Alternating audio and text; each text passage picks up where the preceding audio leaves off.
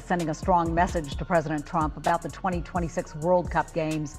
The vice president of FIFA reacted to the president's claim that he can move matches out of U.S. cities that he considers dangerous. FIFA's vice president said football is bigger than any country. Something feels different about the build-up to the 2026 World Cup. What was once imagined as a celebration of American pride and global unity has become tangled in uncertainty and shifting power. Instead of excitement, there's growing tension around preparations, politics, and perception. The tournament that was supposed to be a North American triumph is quietly turning into a contest between the hosts themselves. Canada is moving with precision. Mexico is gaining confidence. And the United States seems weighed down by missteps and fading enthusiasm. The world isn't watching with admiration anymore. It's watching with curiosity, wondering how it all went wrong. Could this be the moment when America's dominance in global sports begins to fade? Or is something deeper shaping the future of the World Cup? In September 2025, football's world paused for a moment no one expected. Cameras packed a press room in Washington as Donald Trump stepped to the podium, his confidence as familiar as the setting itself. With one sentence, he shifted the tone of the entire tournament. "If I see a place that isn't safe, we'll move the match somewhere else." The words hung in the air for only a few seconds before echoing across headlines and social media. To some, it sounded like decisive leadership. To others, it was the spark of a global controversy. Trump's message was clear. America still had the power to decide, but his statement reached far beyond politics. The World Cup was never meant to serve any single government or campaign. It was meant to belong to everyone. In that instant, the line between global unity and national control began to blur. Every World Cup carries more weight than the matches alone. Beneath the goals, cheers, and flags lies a vast network of contracts, sponsorships, and livelihoods. Billions of dollars are tied up in stadium construction, broadcasting rights, and tourism. For countless small businesses, the tournament offers a once-in-a-lifetime economic opportunity. For fans and players, it represents a rare kind of unity that transcends borders. So when Trump spoke, the reaction was swift. Within days, FIFA's senior leadership held urgent private meetings. Vice President Victor Montagliani, who oversees football across North and Central America and the Caribbean, delivered a calm but unmistakable message. Football is bigger than any country, bigger than any government or slogan. It was a subtle but powerful reminder that the World Cup is guided by passion, not politics. FIFA would not bend to any government's will. Trump's words had struck at one of FIFA's deepest sensitivities: its independence. Since its creation, the organization has fought to remain free from political interference, regardless of the nation involved. The agreements for the 2026 World Cup had been finalized years earlier, covering 16 cities across North America. Billions had already been invested in stadiums, transport systems, and infrastructure. Each host city was bound by insurance policies, broadcasting deals, and government-level commitments. To move even a single match, as Trump suggested, would mean dismantling years of preparation and navigating through millions of pages of binding agreements. Experts immediately knew it was impossible. But in global sport, perception matters just as much as policy, and the damage was already done. Within hours, networks around the world were asking whether the United States could still handle an event of this magnitude. Behind closed doors, FIFA officials began quietly reviewing contingency plans, hinting at growing unease. Though no one said it publicly, confidence in America's ability to lead the tournament had begun to waver. Canada and Mexico, the co-hosts, suddenly looked like the stable anchors keeping the project together. When Trump singled out major U.S. cities like Chicago, Los Angeles, and Philadelphia as unsafe, the backlash deepened. Those cities had spent years preparing for the World Cup, developing extensive security plans and investing heavily in local infrastructure. His remarks not only damaged their image, but also undermined America's credibility as a welcoming host nation. For FIFA, autonomy is sacred. No president, no matter how powerful, can dictate its operations.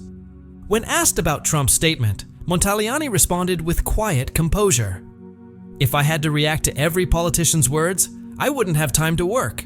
Presidents come and go, but the World Cup goes on." His answer needed no further explanation. The message was clear: football moves forward regardless of politics. Back in 2018, when the United States, Canada, and Mexico won their joint bid to host the 2026 World Cup, the world celebrated it as a milestone in international cooperation. It was the first time 3 nations had united to host a single tournament. The optimism was infectious. Even Trump, then serving as president, had signed an official pledge to FIFA, promising that every visitor, players, fans, and officials alike, would be treated with fairness and respect. That pledge symbolized an America ready to lead through openness and organization. With cutting-edge stadiums, advanced infrastructure, and experience hosting massive events, the US seemed like the perfect choice. 7 years later, that hopeful vision has started to unravel. The same figure who once stood for unity is now seen as fueling division. His words, amplified by a turbulent political climate, have painted a portrait of a country struggling to maintain its global image. International media, from London to Doha, have begun to highlight a darker side of the story. Reports of over 500 mass shootings in a single year, along with widespread protests across major cities, have raised serious concerns about safety. The country once seen as a symbol of stability now appears restless and divided. And beyond the political drama, FIFA faces practical challenges that are hard to ignore. The United States' notoriously strict visa policies pose major hurdles for international fans. In Russia and Qatar, entry was relatively simple. Visitors needed little more than a ticket and a passport. For 2026, however, red tape and regulation are shaping up to be as big a challenge as the tournament itself. In contrast, America's process for World Cup visitors was far more complicated. Fans faced long interviews, demands for extensive financial documents, and months of waiting. One journalist summed it up bluntly: "In Russia, you need a ticket and a passport. In America, you need a miracle." The line captured the growing frustration among international fans who feared they might never make it through the bureaucratic maze. The World Cup is meant to break down barriers, not build them.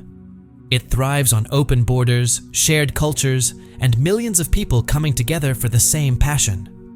When the host nation makes that experience difficult, the magic begins to fade. Trump's remarks about unsafe cities only deepened those cracks, feeding the perception that America was becoming more closed off, cautious, and caught up in its own internal struggles. What he intended as a show of strength sounded to many like instability. FIFA's main concern was no longer the safety of stadiums. It was whether the United States could still embody the values the tournament represents: trust, inclusion, and celebration. The World Cup has always been more than a showcase of athletic ability. It reflects the character and confidence of its hosts. Back in 2018, the United States was viewed as reliable, organized, and globally admired. By 2025, that image had begun to fade. Confidence in American leadership was slipping, and FIFA quietly started strengthening its coordination with Canada and Mexico. Both nations were moving steadily forward. Construction projects were ahead of schedule, and their governments projected calm, consistent efficiency. Global sponsors noticed this shift. Many began redirecting parts of their investments toward venues in Toronto, Vancouver, Monterrey, and Guadalajara. For them, the calculation was simple: fewer risks, smoother logistics, stronger returns. As the US found itself tangled in political controversy, its neighbors were rising to the occasion. Their preparations were precise, their messaging confident, and their reputation grew with each passing week. What was supposed to be a shared North American celebration was turning into a quiet test of America's reliability. For many fans, it was disheartening to watch. The World Cup has always been a time when nations set aside their differences to unite under one banner. Now, even that spirit of unity felt uncertain. A country once seen as a symbol of leadership and confidence appeared consumed by internal conflict and public doubt. The tension deepened when Trump, standing beside Argentina's President Javier Milei at the White House, reignited the controversy. In response to a question about security in Boston, he claimed parts of the city had been overtaken by unrest and hinted that World Cup matches could be moved elsewhere. Boston's Gillette Stadium was scheduled to host several matches, but suddenly, its role was in question. Although Trump had no official authority over FIFA's decisions, his influence was hard to ignore. By suggesting he could pressure the organization to relocate matches, he inserted himself into an international event where politics and sport had long struggled to stay separate. When reporters asked if he planned to coordinate with Boston's mayor, Michelle Wu, Trump's tone sharpened. He accused her of poor leadership, calling her a radical left politician and linking local unrest to political ideology. His remarks referred to a series of street takeovers, late-night car stunt gatherings that occasionally turned violent. While these events had little to do with politics, Trump framed them as evidence of national decline. If someone is doing a bad job and there are unsafe conditions, he said, I would call Gianni Infantino, the head of FIFA, and say, let's move it to another location. That single sentence dominated headlines across the world.